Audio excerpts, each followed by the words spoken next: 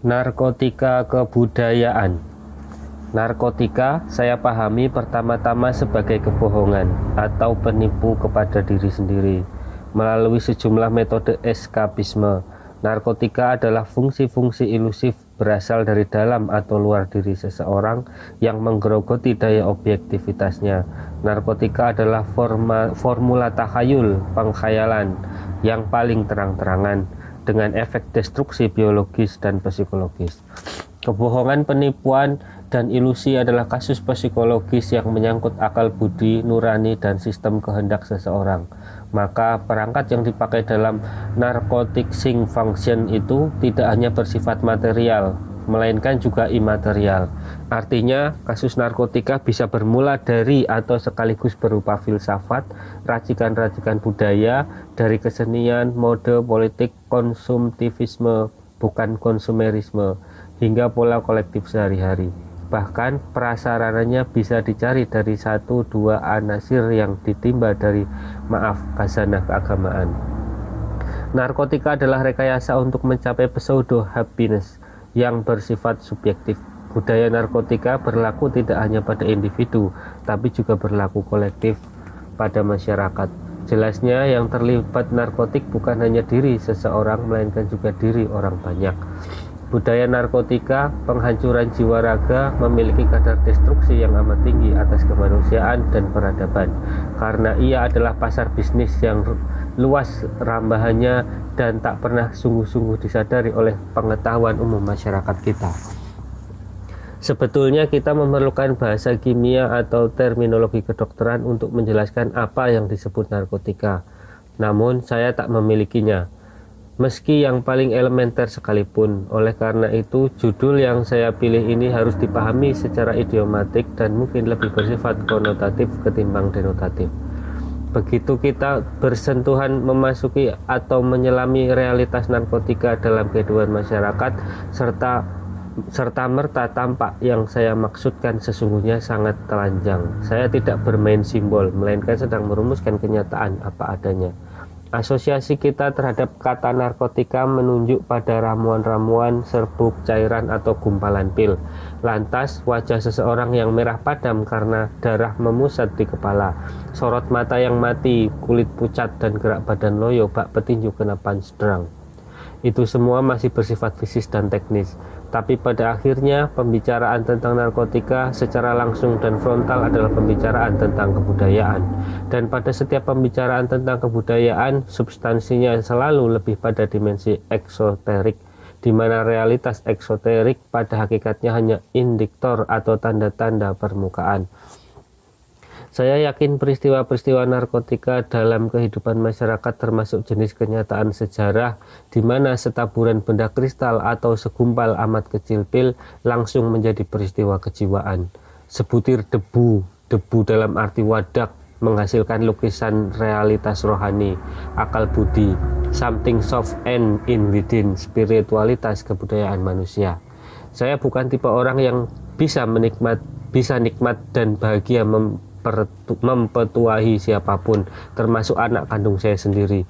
Lebih safe kalau kita memilih dialog atau sekedar rangsangan yang mengantarkan seseorang memiliki kesanggupan untuk mempetuahi dirinya sendiri. Namun remaja-remaja di kampung saya, Patang Puluhan, Jogja, terang-terangan minta nasihat, kata-kata pegangan hidup, atau semacam jimat berupa kalimat-kalimat filosofis. Mereka meminta saya menuliskannya, mereka fotokopi, dilaminating, diberi bingkai, kemudian mereka pasang di tembok sisi tempat tidur, sehingga terbaca setiap hari mulai melek dari tidur di pagi hari. Anak-anak itu sedang disiksa oleh kenikmatan tradisi ngepil dan ngebot, tapi masih tersisa semacam kesadaran atau cinta objektif kepada diri sendiri. Saya yakin kita, para pemerhati sosial, para agamawan dan rohaniawan, kuli-kuli media massa, juga negara, hari-hari ini tak menyadari betapa wabah ngepil sudah jauh merambah kehidupan kita. Kita tak pernah tahu persis berapa juta anak-anak kita yang sudah terlibat dan dilibas narkotika. Mode ngepil bukan lagi monopoli 1-2 kelas atau jaringan kaum muda perkotaan. Ia bukan sekedar lagi hobi, gaya, dan gengsi suatu elit. Narkotika sudah go public, menjadi semakin populistik dan milik kelas budaya kaum muda yang paling dusun pun.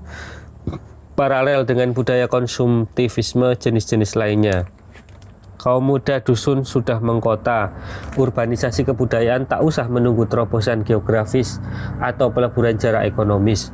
Telanjangnya arus informasi maupun efektifnya gedok tular tradisional mengangeni gaya hidup baru, membuat desa menemukan cara pragmatis menjadikan penduduknya mengkota. Para remaja di kampung saya itu menjadi sangat gampang bertengkar satu sama lain gara-gara teler di sekolah, kuliah, meloperi koran, naik motor, atau menjadi panitia acara keagamaan. Semula pil hanya simbol pergaulan, semacam bagian atau alat keakraban dan sopan santun antara mereka. Ia menjadi gaya hidup, mode, dan gengsi.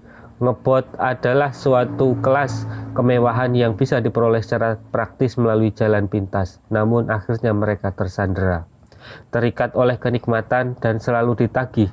Kalau tagihan itu tiba, untuk keluar darinya mereka harus masuk. Begitu terus-menerus dengan frekuensi, volume, dan dosis yang semakin lama semakin tinggi, semacam bola salju dalam proses dan pengertian yang destruktif terhadap fisik maupun mental. Sesungguhnya budaya narkotika bukan monopoli kaum muda, bukan milik jaringan anak-anak yang disoriented, yang tidak bahagia dan nothing to do. Jika kita mensublimasikan atau mentransendensikan hakikat kenyataan narkotika sebagaimana disebut di atas sebagai fungsi-fungsi takhayul yang destruktif dari kehidupan masyarakat, kita bisa menggambar situasi-situasi global narkotika kebudayaan dalam skala luas dan penuh ragam. Kalau kita menarik garis logika narkotika ke medan konteks lebih luas, tentu yang kita akan paparkan sangat panjang. Barangkali kita bisa memulai dari sejumlah contoh narkotika kebudayaan sekedar untuk menggoda pengetahuan dan kesadaran kita. Saya ingin memakai suatu padanan kasus ketika dalam kehidupan beragama ada larangan minum minuman keras. Umpamanya menggunakan standar bahwa yang haram bukan minuman keras, tetapi apapun yang dikonsumsi secara berlebihan sesungguhnya memiliki potensi haram. Sebab inti keharaman dalam kasus itu adalah keberlebihan. Meski sekedar air, jika sekaligus kita minum 3 botol juga akan memabukkan, dan dengan demikian haram sifatnya. Haram itu term hukum, paralelnya adalah ketidaksehatan biologis maupun psikologis. Maka dari substansi-substansi keberlebihan, situasi mabuk, dan ketidaksehatan itu kita tinggal memproyeksikannya ke perilaku hidup atau kebudayaan yang lebih luas. Misalnya kita menyebut hedonisme, suatu pola, gaya, standar konsumsi dan simbolisasi perilaku kehidupan bermuatan keberlebihan dan kecenderungan artifisial. Ia potensial terhadap narcotizing function. Bagaimana seseorang menentukan jumlah, jenis, dan tingkat kemewahan makanan dan minumannya, kendaraannya, tempat tinggalnya, serta berbagai kebutuhan hidup lainnya. Apakah pilihannya itu bersentuhan atau memasuki potensi narkotika atau tidak? Di dalam tradisi dunia teater ada semacam ajaran bagi calon aktor. Kalau kau cukup makan sepiring nasi, kenapa harus sepiring setengah? Kalau kesehatanmu cukup dipenuhi dengan sebiji tempe, kenapa ambil 2? Ini terasa kejam dan mungkin romantik. Namun itulah pelatihan untuk mendidik naluri agar tepat dan pas dalam menakar. Dari perilaku kecil-kecil semacam itu, seorang calon aktor mentradisikan kepekaannya untuk tidak overacting ataupun underacting. Kebiasaan untuk pas dalam melakukan sesuatu akan menentukan spontanitas pas tidaknya dalam memerankan suatu lakon. Dari watak globalnya sampai bisnis-bisnis kecil perilakunya di panggung atau di depan kamera. Tentu saja, bukan maksud saya menganjurkan kesederhanaan sampai tingkat yang kejam dan terasa romantik semacam itu. Akan tetapi, kehidupan memang meminta kita menentukan standar ketidakberlebihan tertentu. Dan dari standar itu kita jadi bisa menakar seberapa besar narcotizing function yang berlaku pada keseharian kita. Pilihan kendaraan pribadi kita mungkin sedemikian hedonistik sehingga melanggar prinsip kemodernan. Efektivitas dan efisiensi. Kalau makan malam sekeluarga memerlukan 1-2 juta rupiah, atau putra kita yang masih duduk di SMP sekali mentraktir teman-temannya mengeluarkan kocek setengah juta rupiah lebih, maka saya yakin itu suatu formula narkotika kebudayaan. Saya juga percaya itu tidak rasional dari sudut logika modernitas dan sama sekali tak etis dipandang dari konteks taraf kesejahteraan umum. Pada dasarnya, budaya narkotika adalah bentuk kekalahan manusia oleh sejumlah hal yang menimpanya. Mungkin kekalahan mental yang berlaku pada pribadi-pribadi, kekalahan dalam pertarungan melawan problem-problem, ketidaksanggupan menemukan terapi dan perlawanan sehingga ia lari menjauhinya. Pada kasus narkotika hedonisme, kekalahannya pada keadaan bahwa seseorang diperbudak oleh apa-apa yang ia miliki, bahwa ia tidak memiliki dalam arti menguasai benda-benda itu, melainkan dimiliki, dihanyutkan, ditentukan segala sesuatunya oleh benda-benda itu.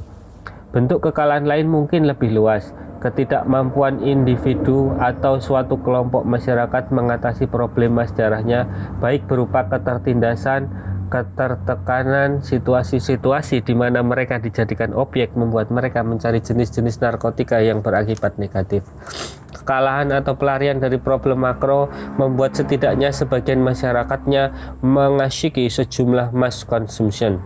Bisa berupa musik-musik yang berlaku, misal dangdut, rock, metal, rap, kebiasaan-kebiasaan artifisial yang dan dicari-cari, mungkin ngebreak, kapitalisme, olah rap, atau gelombang dunia mode di hampir semua sisi perilaku hidup. Jangan lupa, budaya mobilisasi dalam arti luas di dunia perpolitikan sering juga memakai formula-formula narkotika kultural.